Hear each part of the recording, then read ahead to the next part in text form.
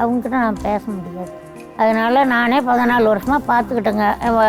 நானும் ஏதோ வேலைக்கு போவேன், எங்கள் வீட்டில் வேலைக்கு போவார், முட்டத்தோக்கு போவார். நீங்கள் என்ன வேலைக்கு போவீங்க? ஏதோ வீட்டு வேலைக்கு போவோங்க.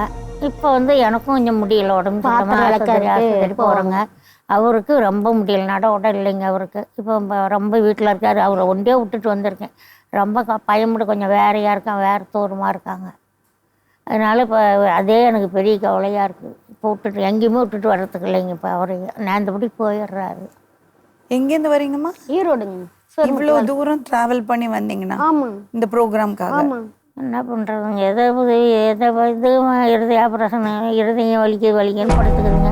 இந்த வர்ற காசை ஏதோ இது ஆஸ்பத்திரியாக பண்ணிக்கிட்டு இருந்தேன். இப்போ அந்த பையனுக்கும் அப்படின்னு தெரியுது பண்ணி ஒன்றும் பண்ண முடியல, என்னாலையும் ஒன்றும் முடியல. நானும் மாதம் ஆஸ்பத்திரி போனால் தான் எனக்கும் ஒரு வேலை வெட்டி வீட்டில் செய்ய முடியுது, இல்லைன்னா முடியல. அதனால தான் சரி ஏதோ மாதம் கொஞ்சம் உதவி செஞ்சால் கூட அதை வச்சு நம்ம ஏதோ ஒன்று பண்ணிக்கலாம் அப்படிங்கிறதுக்கோசரம் தான் நாங்கள் இங்கே வந்தோங்க.